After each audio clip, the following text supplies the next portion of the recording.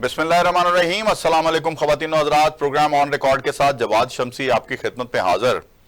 नाज़रीन, हम पाकिस्तान के इस्तेहकाम के लिए और खुशहाली के लिए हमेशा जो है वो हम कंटेंट जो है अपने प्रोग्राम में लेके आते हैं कि किस तरह से ये मुमकिन हो सकता है कि पाकिस्तान आगे बढ़े, सरसब्ज पाकिस्तान हो, लोगों को पाकिस्तान के अंदर बेहतरीन मौके जो हैं वो फराहम किए जाएं और पाकिस्तान जो है वो फले फूले।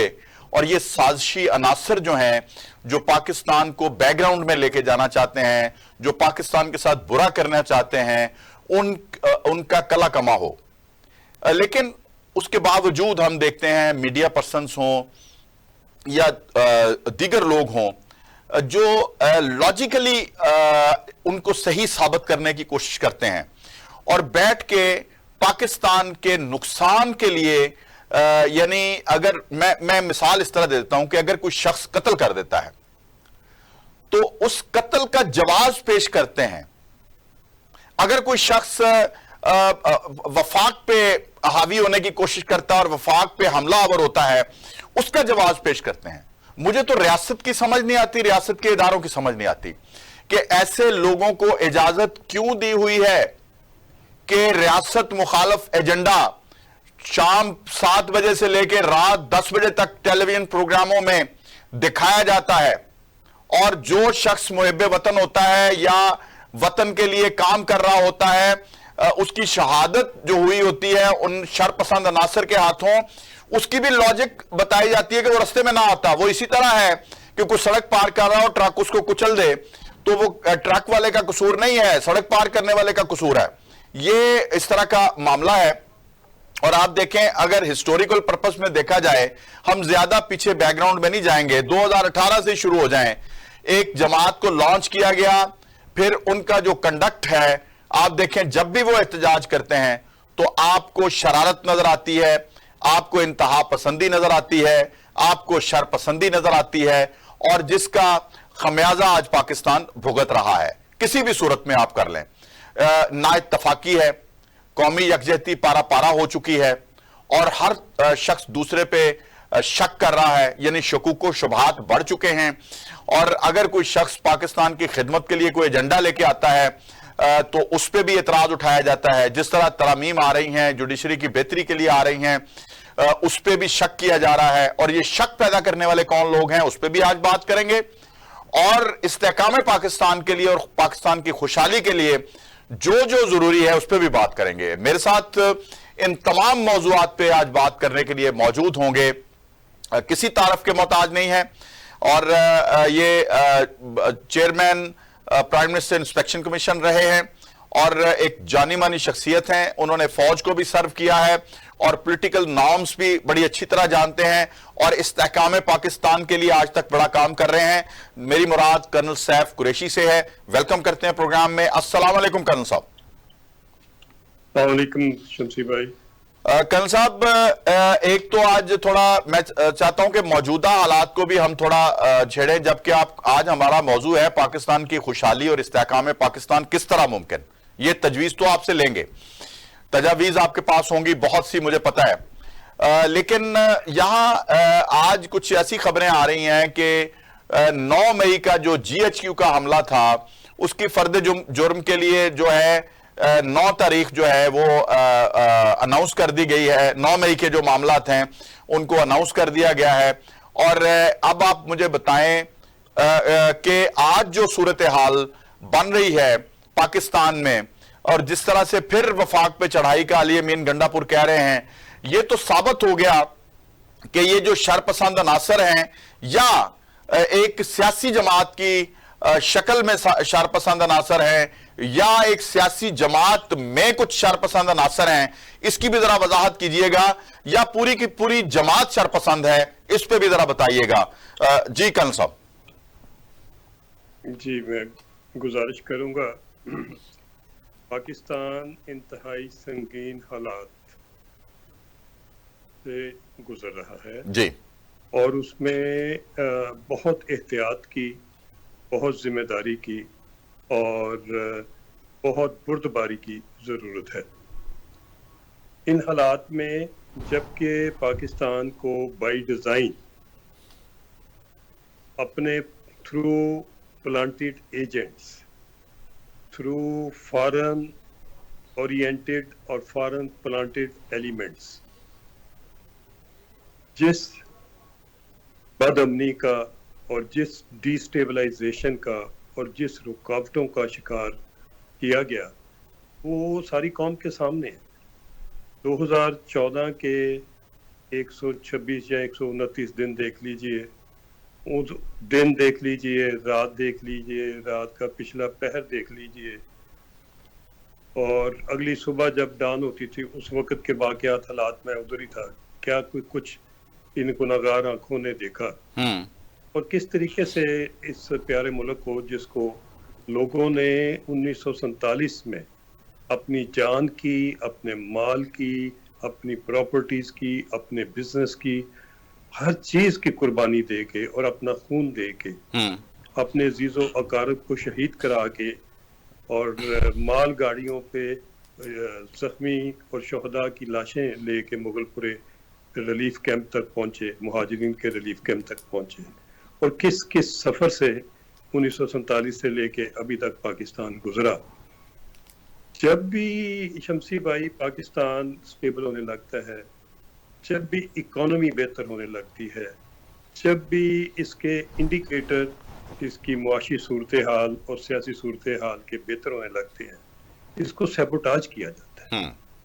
इसको छोटी मोटी नहीं, बड़ी कॉन्स्पिरेसीज करके इसको नीचे गिराया जाता है। सही। इसका इस्तेमाल पाकिस्तान को ना तरक्की के रास्ते पे, ना खुशहाली के रास्ते पे, ना डेवलपमेंट के रास्ते में, और ना गरीब लोगों के हालतें बेहतर करने की तरफ जाने के सफर में इसको सपोर्ट नहीं किया जाता, रीइंफोर्स नहीं किया जाता, बल्कि इसको गिराया जाता है।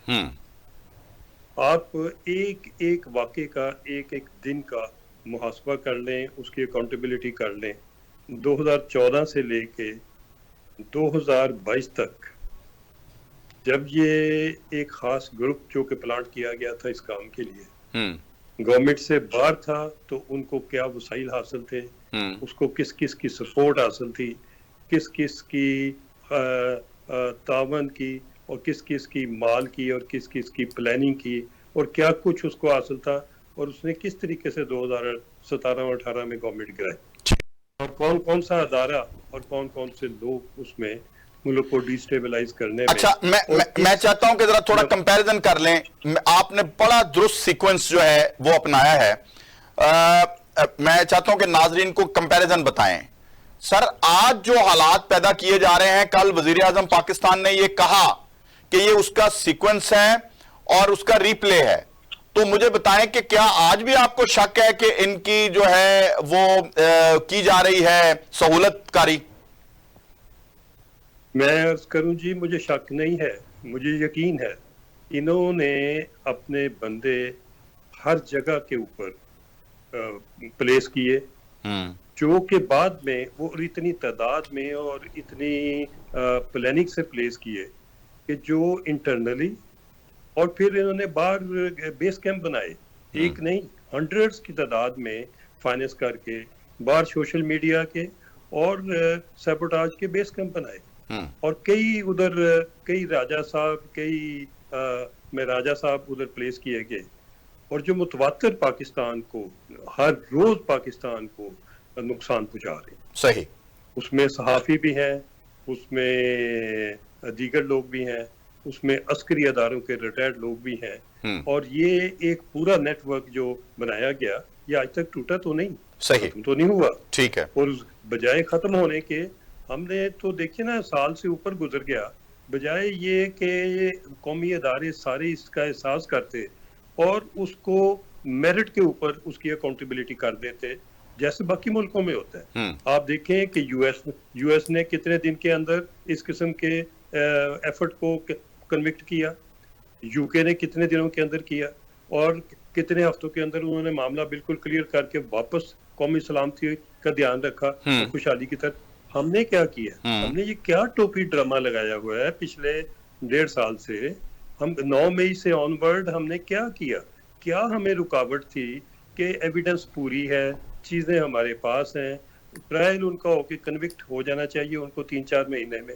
ये क्या है, कभी ऊपर रोज अपील आ जाती है, कभी नीचे आ जाती है, कभी एक बहाना, कभी दूसरा ये इतने सारे बैरिस्टर लगा के वो सिर्फ एक ही चीज अचीव की उन्होंने कि डिले कर दे। ठीक है, डिले करने के बाद डिस्टेबलाइज कर दे।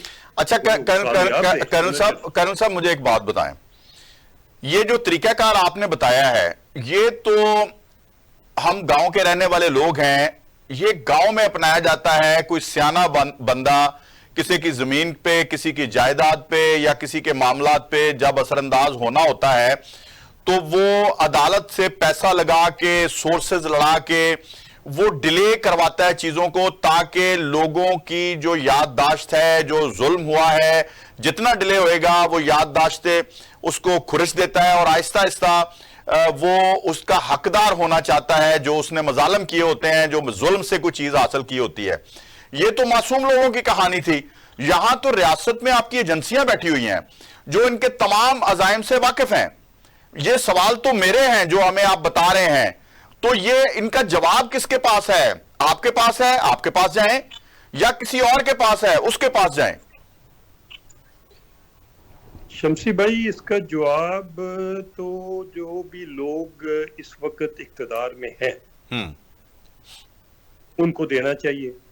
ये उनका फर्ज बनता है कि सबसे जो भी कोई बंदा टेक ओवर करता है, हल्फ उठाता है, वो पहले चंद एक दिन पूरी स्क्रीनिंग करने के बाद उसको उस मलबे को बाहर निकाल के फेंक देता है और अपनी टीम बना के प्लेस करता है और चीजों को आगे चलाता है। ये किस जगह रुकावट है कि लोग उधर के उधर बैठे हुए हैं। सही बात है। और वो वैसे ही एस्पेनाइज कर रहे हैं, वैसे डिस्टेबलाइज कर रहे हैं। कोई किसी अदारे के चीफ को अपनी तोप के दहाने पे रख देता है और उसको कोई पूछने वाला नहीं है। बेशक वो अदलिया सर इस वक्त दो जो हमारे अदारे के चीफ को, जो अदलिया और अदारे के चीफ को, हाँ जी, हमारी जो इस वक्त, जो आपने बिल्कुल अच्छा पॉइंट उठाया, इस वक्त हमारे दो इदारे हैं जहां चीफ्स होते हैं, चीफ जस्टिस और चीफ ऑफ आर्मी स्टाफ, वो दोनों उनके अपना निशाने पर हैं। और फिर बेबसी रियासत की, जबकि रियासत भी वही दोनों इदारे हैं। यार मुझे समझाएं, पार्लियामेंट हुकूमत जो है वो आपके पास है, दोनों रियासती ओहदे आपके पास हैं, वहां कोई इस तरह की साजिश जो कर भी रहे हैं। आप देखें, पहले हवा क्रिएट किया गया, जनरल फैज पकड़ा गया, फिर वो मोहम्मद अकरम साहब जो थे डिप्टी सुपरिटेंडेंट जेल, वो पकड़े गए, और फिर मीडिया वालों को जो बताया गया, हमें इंतजार करते रहे कि जनरल फैज को कब सजा होगी, किसको कब सजा होगी। वो भी, उसके ऊपर भी जो है वो उम्मीदें जो हैं कि जी लोग थोड़े खौफजदा थे कि ये सजाएं हो जाएंगी, तो शायद वो इस्लामाबाद वाला ये वाकया ना करते जो कल परसों हुआ है। और जिस तरह वो दंदनाता फिरता है केपीके का सीएम अपने ओहदे के बरक्स, वो भी ना होता।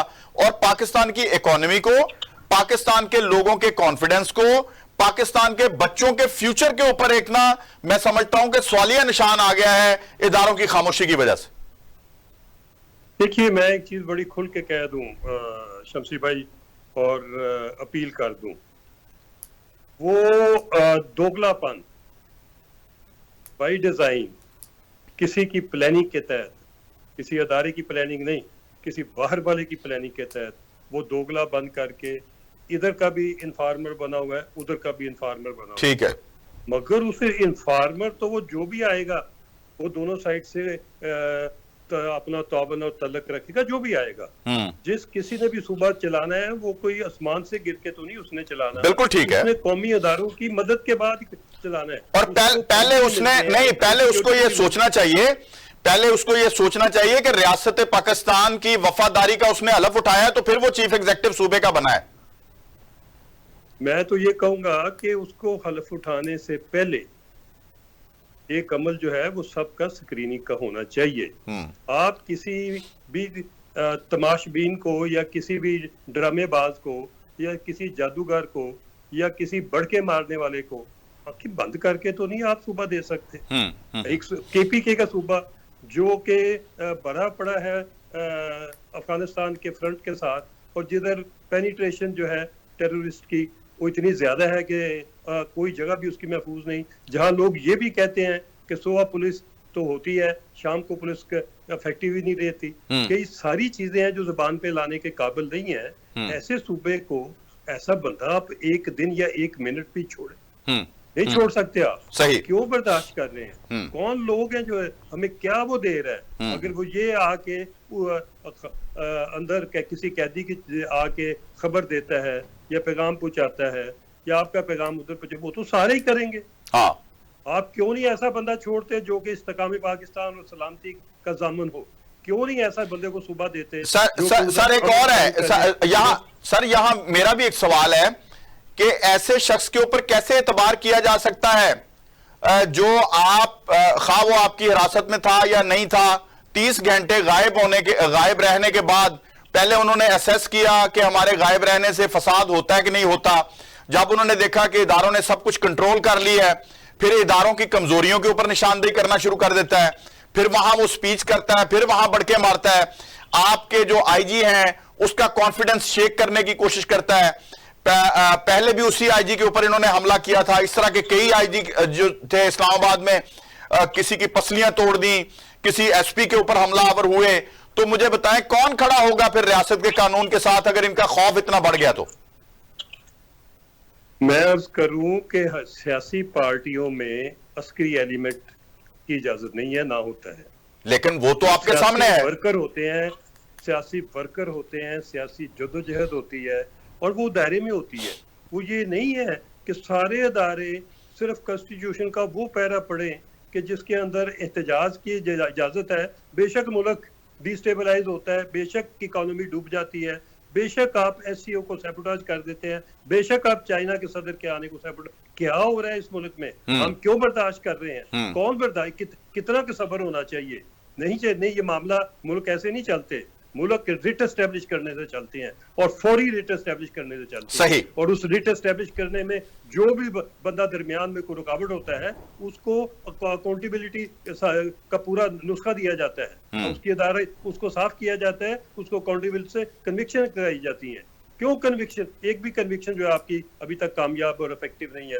क्यों उसको रोज मीडिया के सामने टाइम दिया जाता है कि मीडिया उसको रोजाना को, जैसे कोर्ट की हेयरिंग होती है वैसे मीडिया के कैमरों की हेयरिंग उधर होती है और रोजाना वो ऐसी स्टेटमेंट दाग देता है। सर मैं नाम नहीं लूंगा, मुझे बताइए सर। मैरियट के नहीं, मैं नाम नहीं लूंगा, लेकिन मैरियट के रेस्टोरेंट से एक शख्स को उठा के उसको तज्जियाकार बना के उस फिल्म एक्टर से शाम को रोज नवाज शरीफ की बेइज्जती करवाई जाती है, आसिफ अली जरदारी की बेइज्जती करवाई जाती है, बिलावल की बेइज्जती करवाई जाती है, काजी फायज ईसा की बेइज्जती करवाई जाती है, एस्टेब्लिशमेंट की बेइज्जती करवाई जाती है। ये कौन करवा रहा है? हमारे पास हमें तो कोई नहीं आके, क्योंकि उनको पता है हम रियासत के वफादार हैं, हमें तो कोई नहीं आके अपना एजेंट बना सकता। रियासत के साथ गद्दारी एक नाकाबिले बर्दाश्त है और इसकी सजा फौरी तौर पे होनी चाहिए और विद इन फ्यू आवर्स होनी चाहिए।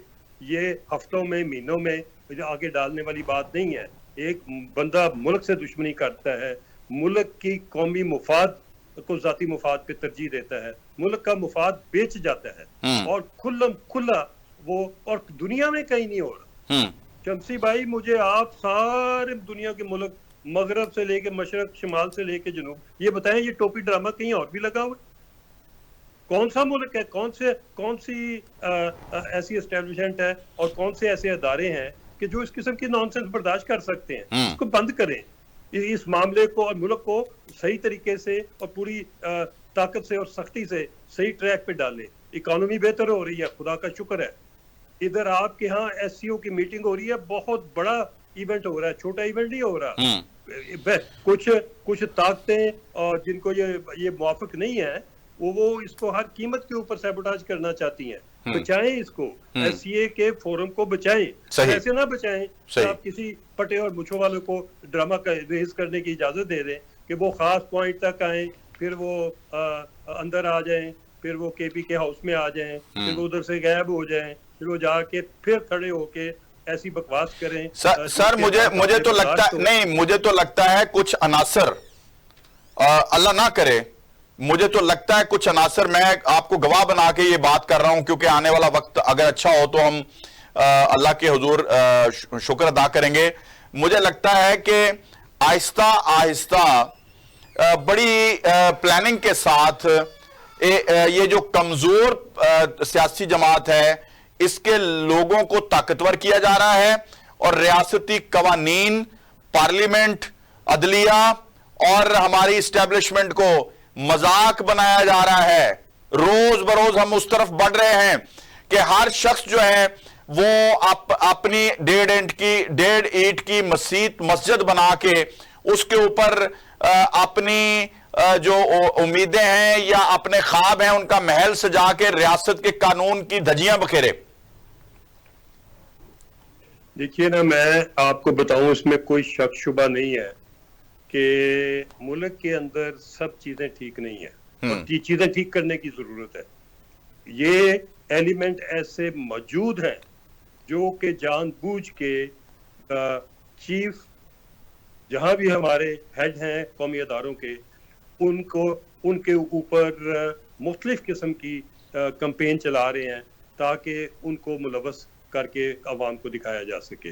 और मैं ये अर्ज करूंगा सिविल गवर्नमेंट से भी और अर्ज करूंगा बाकी अदारों से भी कि इस मामले को इमीडिएटली पूरी ताकत से और पूरी कानूनी हसीयत से इस मामले को टैकल करें और ये टोपी ड्रामा कतई तौर पे ना चलने दें। ठीक कि कोई चीफ केपीके का चीफ मिनिस्टर गायब हो जाता है, ये छोटा सा मामला है।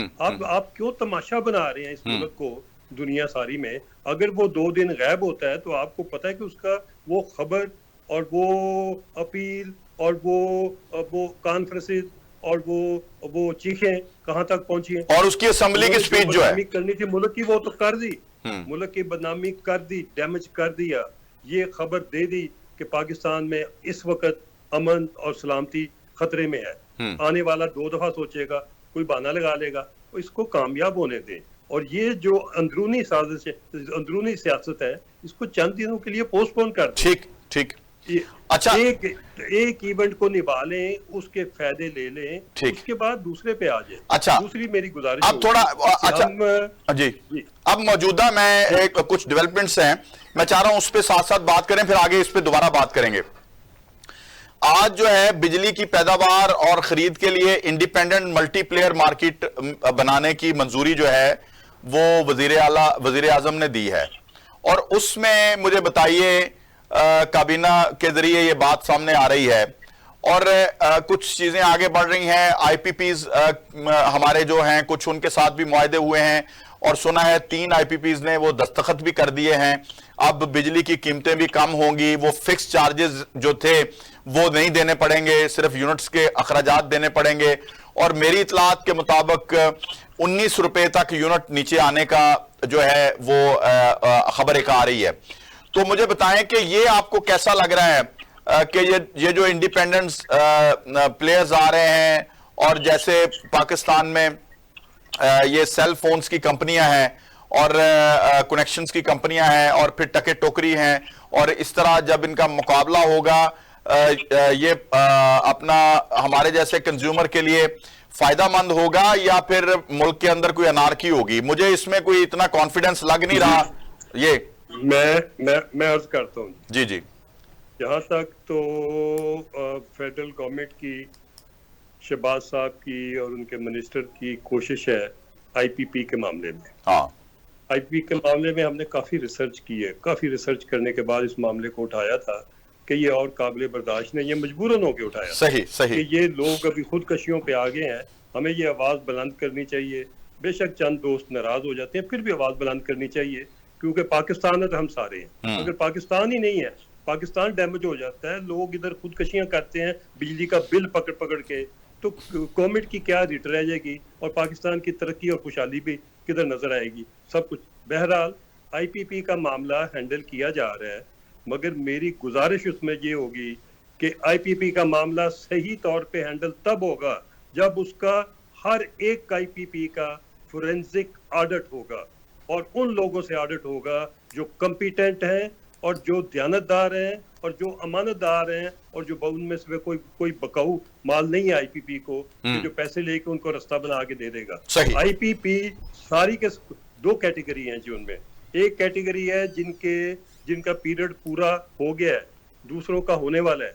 उन्होंने 30 साल इस मुल्क को खाया है, अरबों रुपए ले गए हैं, खरबों ले गए हैं। हिसाब तो करें उनसे के साथ बैठ के, सही खोले उनके। और वो जो जनरेटर लाए थे वो भी देखें कि नए कितने थे, पुराने कितने थे, सही किसका कीमत क्या लिखी थी दुनिया में उस वक्त। मार्केट अगर 60 मिलियन की थी तो ये 120 मिलियन डॉलर के कैसे शो हुए हुए हैं। किसने बीच में से उनको 2 से जरब दे, कौन खा गया हुआ है? जो खा गया उससे निकाले वापस। बिल्कुल ठीक। और जो एक्सपर्ट उस वक्त के थे जिन्होंने दस्तखत किए इस गलत किस्म के मुआहदे पे, इसको प्रमोट किया, इसको इम्प्लीमेंट किया, पैसे अगले के घर पहुंचाते रहे वक्त पे, उनका भी मुआसवा करें कि वो कौन लोग हैं जो कि पार जनरेशन में और मिनिस्ट्रीज में बैठ के इस आईबीपी को पालते रहे हैं और मुल्क को सर्कुलर डेट के अंदर गर्क करके चले गए हैं। ये कौन से कैसे मुआहदे हैं, कौन से सेठ हैं, ये किधर से आ गए हैं जो कि गवर्नमेंट ऑफ पाकिस्तान को खा खा के सेठ बनना चाहते हैं? थोड़े कारोबार हैं उनके, अल्लाह ताला ने सब कुछ दिया हुआ है। वैसे भी वो हर रोज करोड़ों रुपए कमा रहे हैं, तो लोग जरूर उन्होंने लोगों का खून पी के भी फिर ही उनकी भूख खत्म होनी है। हाथ डालें, मजबूत हाथ डालें। अगर आपको किसी चीज की जरूरत है हम मदद करेंगे पूरी रिसर्च और पूरे डाटे के साथ। ठीक। ये ऐसी आईपीपी कोई भी नहीं है जो नीट क्लीन अबव बोर्ड हो। इनको जब आप शीशा दिखाएंगे ये अपने आप ही सब कुछ छोड़ के माफिया मांगेंगे। बिल्कुल इनके ऊपर डालें, इनसे निकलवाएं। इनको ठीक। और कुछ देने की बजाय, कोई रास्ता बना के देने की बजाय, मेरी खबर ये है कि ये सारा कुछ ही डाल डूल के जो अभी तक गवर्नमेंट ने किया सिर्फ 6-7 रुपए यूनिट का फर्क पड़ता है, 19 का नहीं पड़ता।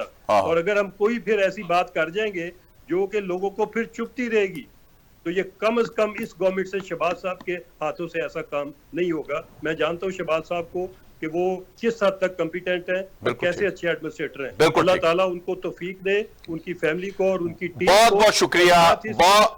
और मैं हाफिज आसिम साहब को भी, आर्मी चीफ को भी मैं शाबाश दूंगा कि वो भी जो कि ऐसा नेशनल इंटरेस्ट का मामला होता है वो भी और उनकी टीम भी खड़ी हो जाती है साथ कंधे से कंधा मिला के।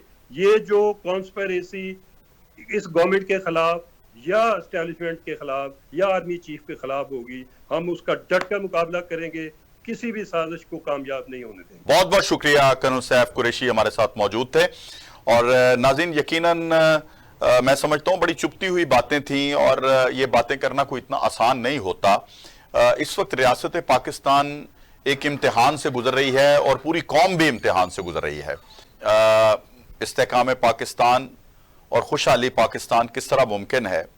और खुशहाल पाकिस्तान तो उस वक्त मुमकिन है जब यहाँ से अफरा तफरी खत्म होगी और ये जो कैपिटल पे हमले हैं या एक वजीर आला 30 घंटे गायब रहता है, फिर वो कहता है जी मैं खुद भागा था, तो उस वक्त तक 30 घंटे में इंटरनेशनल थ्योरी जो हैं वो मुल्क के खिलाफ काम कर रही थी, कॉन्स्पिरेसी थ्योरीज हो चुकी थी और पाकिस्तान को गैर महफूज मुल्क करार दे रहे थे गैर मुल्की मीडिया। तो ये किसके जिम्मे आएगा? क्योंकि अगर वो वहां से भाग गए थे तो उन्हें तो 10 मिनट बाद मीडिया को फोन करके बता देना चाहिए था कि मैं भाग गया हूं, मैं बड़ा सेफ हूं। अल्लाह खैर सलाह। मेरे साथ इन मौजूदात के ऊपर बात करने के लिए मौजूद हैं ज़ेबा नाज साहिबा, पीटीआई की सीनियर रहनुमा है और स्पोक्स पर्सन भी हैं। वेलकम करते हैं प्रोग्राम में। अस्सलाम वालेकुम ज़ेबा। वालेकुम अस्सलाम। अच्छा ज़ेबा, एक तो मैं 9 मई के हवाले से जो GHQ हमला है उसके लिए फर्द जुर्म के लिए अदालत ने कह दिया है और वो बानी पीटीआई के ऊपर फर्द जुर्म होगी। तो जरा बताइए कि आगे फिर क्या लाया अमल होगा पीटीआई का? बिस्मिल्लाहिर्रहमानिर्रहीम, इय्याका नअबुदु व इय्याका नस्तईन। हमने लाए अमल पहले भी हमारा जो था पूरी आवाम को पता है और आइंदा भी जो आएगा वो भी पूरी दुनिया के सामने अया है कि क्या होने वाला है और क्या ये करने वाले हैं। पूरे पौने 2 साल में, 1.5 साल में ये एक केस बना नहीं सके हमारे कायद इमरान खान के ऊपर। इनको एक फोटो शूट की कहा कि वीडियो ऑडियो दे दे, वो नहीं दे सके। केसेस बनाने के लिए इन्होंने जो अदलिया का हाल किया, जो इन्होंने जजों के साथ कर रहे हैं, एक जज को बचाने के लिए पूरी वकला, पूरी अदलिया को दाव पे लगाया हुआ है इन्होंने। तो मुझे ये बताएं, अब भी जो फैसले होंगे या ये करना चाह रहे हैं वो ना तो पूरे हो सकते हैं और ना ही इनके जो घटिया अज़ाइम है वो कामयाब होंगे। ठीक है। इनकी तरमीमें भी धरी की धरी रह जाएंगी, इनके मंसूबे भी धरे के धरे रह जाएंगे, और ये जितनी भी गुंडागर्दी दिखाना चाह रहे हैं और दिखा रहे हैं, इनका मुंह तोड़ जवाब दिया जाएगा। ठीक है। अच्छा, आपने कहा 9 मई की फुटेजेस, मेरे टीवी स्क्रीन पे इस वक्त 9 मई की सारी फुटेजेस चल रही हैं, और क्या GHQ पे किस तरह हमलावर हुआ गया, किस तरह लोग अंदर दाखिल हुए, किस तरह वीडियो बना के जो है वो लाहौर में इमरान खान साहब का जो भांजा है उसने वो तौहीन की वर्दी की, और किस तरह अंदर लोग जाके कब्जे की। मैं वैसे आपको एक बात बताऊं, वो इमरान खान का भांजा नहीं है, वो डुप्लीकेट नवाज शरीफ लोगों का बंदा है। अच्छा। वो सारे लोग प्लानर थे और प्लानिंग के साथ ही आए हुए थे। अगर ऐसी बात ही थी तो इनको वीडियो बना के दे देते ना, बनेगा नहीं तो फिर नवाज शरीफ की बहनें भी फिर मिली हुई हैं, और सॉरी इमरान खान की बहनें भी नवाज शरीफ के साथ मिली हैं, क्योंकि ये भी वही मौजूद थी। सारा टब्बर ही मिला हुआ है। ये सब अपने काले करतूते बचाने के लिए, अपने केसेस बचाने के लिए, मनी लॉन्ड्रिंग की उसको बचाने के लिए, पाकिस्तान से जितना पैसा लूटा हुआ है उसको बचाने के लिए, नई से नई तरमीम लाने के लिए, अपने आप को रिलीफ देने के लिए ये हर होचे हटकंडे अपना रहे हैं जो कि नाकाबिले बर्दाश्त है, और कोई भी इन एग्जाम को सराहता नहीं है। ठीक है। अच्छा पता है। अच्छा, आप 2 नंबरी कर रहे हैं और ये 2 नंबरी ज्यादा देर नहीं चलेगी। अच्छा, अब आप मुझे बताएं कि ये जो अली अमीन गंडापुर की स्टोरी है, इसके जो कहानी है, इसके ऊपर कोई भी जो है वो हर एक ने, रऊफ हसन साहब ने कह दिया है कि जी मैं उस स्टोरी को नहीं मानता। मोनस इलाही साहब की तरफ से भी एक बात आई है, उन्होंने कहा जी ये तो मजे का खेज स्टोरी है। अपना इसके अलावा दीगर आपके जो सीनियर रहनुमा है उनकी तरफ से भी अली अमीन गंडापुर के ऊपर एतराज आ रहा है कि 30 घंटे वो कहां रहा, वो कोई टॉम क्रूज था या क्या था, किस तरह वो उड़ के हवाओं में किस तरह पहुंचा, फिर वो पत्थर मारता है, एक ऐसी कहानी कि उसका ड्राइवर ही निकलता है, उसका गार्ड ही निकलता है। ये अगर उनके साथ इन टच हो सकता है, फिर वो किसी का फोन लेके किसी ना किसी को बता सकता था। वो रियासत, मैं समझता हूं कि रियासत के मनफी वो काम हो रहा था। ये तो आप मानती हैं ना कि एक वजीर आला 30 घंटे अगर खुद साख्ता गुमशुदगी रखता है तो वो रियासत के ऊपर एक हमला समझा जाता है, क्योंकि पूरी दुनिया में ये वीडियोस चली कि वजीर आला गायब है। इस पे तो जरा फरमा दीजिए, कोई तो बात सच होगी एस्टेब्लिशमेंट की या हुकूमत की। झूठी कहानियां बनाई जा रही हैं। ये जो 4 लोग बैठे होते हैं ना, इनके चमचे कच्चे, ये नून लीग के, पंजाब के, ये मरियम नवाज साहबा के, जिनको वो पगार देती हैं कि आपने ये पगार इसलिए देनी है मैंने कि आपने बैठ के PTI के नुमाइंदों को गंदा करना है, और उनको इसके अलावा दुनिया में और कोई काम नहीं। अच्छा, रऊफ हसन साहब जो हैं, हसन साहब ने कोई गलत बात नहीं की। उन्होंने कहा जी ये तो हीर रांझा की स्टोरी है, ये तो नाकाबिले यकीन स्टोरी है। नहीं, जो मेरी बात सुने, हमारे जो अली अमीन गंडापुर साहब हैं वो PTI के शेर आदमी है, दलेर आदमी है, जंगजू आदमी है। उसको गंदा करने के लिए ये हर होचे हटकंडे अपना रहे हैं, और ये ज्यादा देर इनको भी जिस तरीके से गोलियों का सामना करना पड़ा या जिस तरीके से वो अपनी जान बचा रहे हैं इन लोगों से, वो कभी भी इस तरीके से, जिस तरीके से इन्होंने इमरान खान की सुपारियां दी हुई थी ना, इसी तरह इन्होंने अली अमीन गंडापुर की भी सुपारियां दी थी। अच्छा, इसका भी मार दो। अच्छा, मुझे ये बताइए कि हम तो, मैं और आप या जितने जो मीडिया पे बात करने वाले हैं, हम तो शहबाज शरीफ का मजाक उड़ाते थे। जो एजाजुल हक साहब ने कहा था कि ये डिग्गी में छुप के जाते थे मुलाकातों के लिए, तो यहां तो अली अमीन ने खुद तकरीर कर दी कि मैं डिग्गी में छुप के निकला बाहर। देखिए, जब गोलियों के आगे, मेरी सुने, जब गोलियों के आगे, गोलियों के मुंह खोल देंगे और कहेंगे कि ये बंदा कहीं नजर आए तो शूट कर दो, तो हर बंदे को इतनी अल्लाह ताला ने भी दी होती है, शौक दिया होता है कि वो अपनी जान बचाए। ठीक है, वो जरूरी नहीं है कि गोलियों का, यानी अगर शहबाज शरीफ जान बचाने के लिए डिग्गी में जाए तो वो बेगैरती, अगर अली अमीन गंडापुर डिग्गी में जाए जान बचाने के लिए तो वो गैरत का एक सबूत। उसने कोई बुर्का नहीं पहना, उसने कोई भाग के मुंह छुपा के नहीं भागा सारी दुनिया के सामने। वो अगर वहां से गया है तो इसमीन के उसने अपनी जान बचाई है, और जान बचाना कोई गुनाह नहीं है।